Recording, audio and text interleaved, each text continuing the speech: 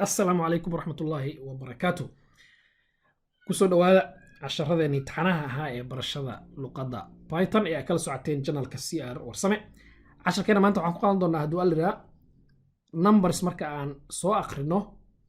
numberskaas sida aan ula tacaamul lahayn. Reading numbers with the input function ayaan arki doonaa. Casharkeeni ugu dambeeyay halkan ayuu nooga istaagay. Waxaan aragnay markii aan labadan variable number 1 iyo number 2 aan geliyay input userka aan ka soo akhrinayo oo aan dhaho ii daabac isku darkooda in ay soo saartay 56. markii aan labadii number aan variables anigu caadi aan u abuuray aan isku darkooda ii soo daabac dhahana inay soo saartay isku darkii saxda ahaa. maxaa naga qaldan? waxaa naga qaldan functionkan input marka aan isticmaalayno functionkan waxa uu userku gelinayo waxay u fahmaysaa ula tacaamulaysaa inay tahay string. waxay u fahmaysaa inay string tahay marka waxay soo celinaysaa functionkan string. inkastoo aan number geliyay oo 5 aan geliyay waxay u fahmaysaa ama ula tacaamulaysaa sidan oo kale aan dhahay 5 ama 6. markii aan dhahay 5 oo sidan ay noqotay oo aan dhahay waxa ku dartaa 6 oo iyaduna sidan ah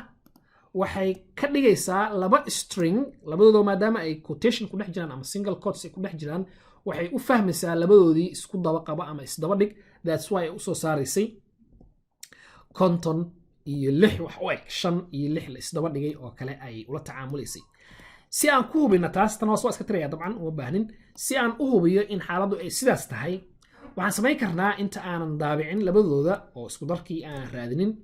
waxaan dhihi karaa waxaa ii soo daabacdaa waxaan rabaa inaan ogaado nooca daatada number 1 ku jirta nooceedu muxuu yahay ama variable-ka number 1 daatadiisu maxay tahay type-ka noocaas muxuu yahay ayaan rabaa inaan dhaho. waxaan leeyahay marka waxaa ii soo daabacdaa waxaan isticmaalayaa function la yiraahdo type waxaan u pass garaynayaa ama siinayaa variable-kii tusaale ahaan waxaan leeyahay num1 ii sheeg type-kiisa. marka print waxaa daabacdaa type num1 hadaa fiirso waxaan isticmaalay function kale type dabcan oo ayina waa function waxaan marinaa functionka saddexaad print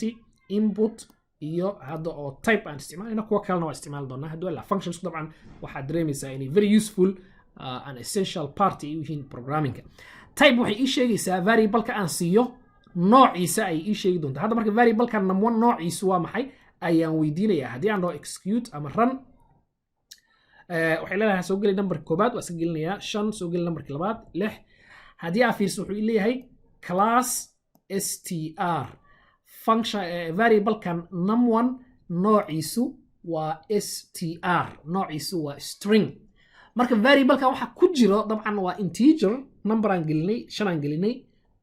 laakiin waxa uu ku sheegayaa inuu yahay string. string marka maxaa ka dhigay waxaan sheegnay functionkan input returns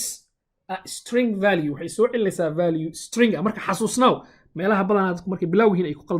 ku qaldamaan ay kamid tahay mar walba oo functionka input ah isticmaasho waxa aad haysatid variable-kaaga wuxuu noqon doonaa string. nasiib darro hore waa taa u sheegnay nasiib darro ama nasiib wanaag labada way noqon kartaa dabcan faa'iido iyo khasaaraba way leedahay mar kale aan ka hadli doonaa haddii noo suurta gasho insha Allah. variableska maadaama aan Python la sheegaynin data type-kooda data type-ka waxay ka fahmaysaa waxa lagu shubo equal waxa dhanka midig ka xigo. marka halkan waxaan dhahnay functionkan input waxay soo celinaysaa string ayay ku shubmayaa haddii marka ay dabcan data type-ku ahaan lahaa integer ayaa ku shubi lahaa iyo wixii la midka. hadda marka waxaan oo yaalo waxaan fahnay nooca ku jiro waa string. markaan dhahno num1 plus num2 waxay u fahmaysaa labadii number calaamadda plus marka waxay u shaqaynaysaa marka waxa la concatenation ama isku daba qabasho ama isdaba dhigid labadii variable ay isdaba dhigaysaa ama isku daba qabanaysaa value-gii ku jiray concatenation ayaa la markii aan rabno numbers aan la tacaamulno dabcan addition ay u shaqaynaysay. now haddii aad fiiriso waxaan rabaa halkan in aan u sheego haddaba ma rabo aniga string ma rabo iyo concatenation waxaan rabaa numbers waxaan rabaa addition in la isugu kay daro ayaan rabaa. laba qaab ayaan u samayn karnaa inaan sidaas samayno. waxaan samayn karnaa inaan marka aan leeyahay soo daab inaan bedelno waa dabcan labada qaabba waxaan ku qasbannahay stringigii inaan ka bedelno variable-kii oo aan dhahno string ma ahane waa number. variable-ka waxaan rabaa number 1 iyo number 2 waxa ku jiro they are not string this is not string inaan dhaho waxaan rabaa numbers inay waxaan noqdaan marka waxaan u dhihi karaa si soo socda laba qaab aan u dhihi karaa qaab koobaad inaan marka hore soo aqriyo oo string ahaan u soo aqriyo kabacdi markaa isticmaalaya ama aan daabacaya ama aan isku daraya ama wix la midka ah inaan dhaho ii bedel conversion ayaan isticmaali doonaa conversion marka waa maxay waa data type in laga bedelo oo data type kale loo bedelo variable wixii ku jira in la bedelo oo variable kale loo bedelo aad loo isticmaalaa programmingka conversionska functions ay leedahay python luqadaha kale dhan waa sidaas oo kale waxaan samayn doonaa marka waxaan leeyahay print waxaa soo daabacdaa meesha aan dhahay number 1 daabac waxaan leeyahay horta marka hore intaan daabacin number 1 ii bedel see u bedelayaa marka waxaan ku bedelayaa ama aan isticmaalayaa function lira integer maadaama hadda aan rabo numbero aan jajab ahayn haddaan rabo number jajabana waxaan dhihi lahaa dabcan sida dareemaysid float waxaan leeyahay marka integer of number 1 oo integer loo bedelay waxaa ku dartaa number 2 oo iyadana integer loo bedelay marka hadaa fiiriso waxaan isticmaalay 3 function print iyo 2 function oo integer ah marka function ayaan waxaan dhex geliyay function ayaan waxaan dhex geliyay function waxaan ku magacaabnaa halkan nested functions dadna waa aragna markaan isticmaalay print iyo type markaan isdhex gelinayay sidoo kale waa isticmaalay waxaa lahaa nested functions marka waa maxay syntaxkeedu wuxuu noqonayaa function 1 barakada furaysa function 2 barakada furaysa argumentigii ama wixii aan u pass garayn lahayd marka hadda function 1 waa maxay print function 2 na waa integer parameterkina wuxuu noqonayaa number 1 oo halkan aan isticmaalay number 2 na sidoo kale ayuu noqonayaa marka laba function ayaan isdhex geliyay print integer number 1 plus integer number 2 marka number 1 oo integer loo bedelay waxaa ku dartaa number 2 oo integer loo bedelay hadda wuxuu leeyahay marka 5 waxaa ku dartaa 6 haddii aan 5 iyo 6 gelino kabacdina sida aan rajaynayo natiijadii ayuu ii soo daabici doonaa haddii aan ran dhaho waxaan leeyahay 5 haddana waxaan leeyahay 6 wuxuu leeyahay markan 1 iyo 10 oo sidii aan u rabay ah dabcan ayuu ii soo saaraya marka waxaa ogaataa waxaa markaa aqbalaysid input markaa aqbalaysid inputku waa string kan waa qaabkii koowaad marka aan isticmaalaya marka aba printiga ama meesha kale ahaato ayaan conversionkii ku sameeyey waxaan kaloo samayn karaa haddii aan rabo in aan halkan aanan ku converti garaynin ee marka aan aqbalayaba kow aan soo converti garayo waxaan leeyahay marka input waxaa soo gelisaa number 1 kii la soo geliyay ayaan waxaan leeyahay isla markiiba converti garay waxaan halkan ka hormarinayaa haddii aan rabo integer gadaala imaanaya gadaal markii aan imaado waxaan leeyahay bracketkii ii xir marka qoris ay ku fuldahan u malaynayaa waxaan dhihi lahaa sidaan oo kale integer u bedel input bracket markaa furto way isu kaa keenayaan marka aad qoraysid wuxuu ku leeyahay markan waxaa gelisaa enter number 2 sidii oo kale waa dabcan hadaa fiiriso waxa marka input meeshii aan dhahay waxaan ka hormariyay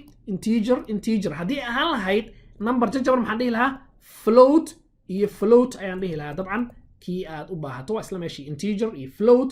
ayaan dhihi lahaa haddii aan rabo hadhow wax kale oo integer inaan string u bedelo iyadana str ayaan dhihi lahaa kabacdi ayaan qori lahaa wixii aan rabay inaan bedelo marka 3 function waaye oo loogu talagalay conversions float int iyo str sidaas oo kale ayaad u isticmaali kartaa hadda waxaan rabaa dabcan ama float ama integer sidaas ayaan u deysanayaa kabacdina waxaan leeyahay print waxaa soo daabacdaa number 1 lagu daray number 2 sida aan rajaynayo markaan dabcan sida aan rajaynayo ayay u shaqayn doontaa oo waxay leedahay number koowaad soo geli 5 numberka labaad soo geli 6 waxay dhihi doontaa 11.6 maadaama aan dhahay float u bedel that's why ay 0.0 da ay ugu darayso 11.0 wuxuu ku tusayaa marka halkan labadii method inaan isticmaalnay ee u convert garay karno method koowaad waxaan dhahnay marka aan isticmaalaysa hadda print aan ku isticmaal laakiin haddii aan isticmaalayo tusaale aan ka soo qaad number koowaad soo geli numberka labaad soo geli aan dhahay average aan xisaabin rabo sum equals number 1 plus number 2 marka aan leeyahay meeshaan ku bedel lahaa markaas printing ma ahan oo calculation waaye marka isticmaalaysa inaad bedeshaan ka wadnaa kow method 1 method 2 wuxuu noqon karaa marka aad aqrinaysid isla markiiba inaad bedesho waxa u malaynayaa kana fudud kan dambe waxa laga yaabaa inaad ilowdo marka aqrinaysidba number hadaa aqrinaysid marka horeba waxaa dhahdaa ii convert garee oo sidaas oo kale ayaad u soo aqrin kartaa waayahay waxaan aragnay sida loo soo aqriyo numberska iyo sida loola tacaamulo ayaan casharkeena ku aragnay waxaan kusoo gabagabeynayaa waxaan rabaa inaan kuu diro exercise ama lyly waxaan rabaa adiga oo ka faa'iideysanaya fikradihii aan soo baranay variables input conversions comments adoo wixii oran isticmaalaya dabcan in aad example-ka soo socdo ama exercise-ka soo socdo aad isku soo daydo kasoo shaqayso labadii qaab ee aan isticmaalayna conversionka adiga oo u soo xalinayo waxaan rabaa inaad qorto program aan ugu talagalnay inuu xisaabiyo qof shaqaale ah lacagtii uu qaadanay ama mushaarka uu qaadanay waxaad ka soo qaadaa shaqaalahan wuxuu lacagta uu qaadanay ay ku salaysan tahay markuu maanta tusaale shaqadii dhameeyo ama isbuucii shaqadii uu dhameysto ama bil wixii uu ku shaqaynayaba in la dhihi karo meeqa saac ayuu shaqaynayay isbuucan qofkan intii saac uu shaqaynayay la xareeyo kabacdina saacad walba lacagtii uu ku shaqaynayay haddana la xareeyo kabacdina la isoo saaro inta uu noqonayo lacagta uu qaadanayo marka tusaale ahaan haddii qofkan uu isbuucii shaqaynayay 20 saac hadduu shaqaynayay oo saacadiina uu ku shaqaynayay tusaale ahaan $8 in la dhaho 20 lagu dhuftay 8 oo noqonayso lacagtii uu qaadanayay 20 saac uu shaqeeyay $8 ayuu saacadii ku shaqaynayay 20 lagu dhuftay 8 waxa uu qaadanaya qofkan intaas ay noqonaysaa in la dhaho labadoodii la isku dhufto marka input ayaa dabcan weydiinaysa userka soo gali saacadii uu shaqaynayay soo gali saacad walba lacagtii uu ku shaqaynayay labadoodii markii la isku dhufto natiijadii ay soo saartay inaa ii soo daabacdo waxaan rabaa marka inaa isticmaasho labadii qaab ee aan ka sheekaynay exercisekaas isku soo day waqtiga inta ka dhiman ku qaado waa ku mahadsantihiin waqtigiina intaas ayaan kusoo gabagabeynaynaa qaybteennan wassalaamu calaykum waraxmatullaahi wabarakaatuh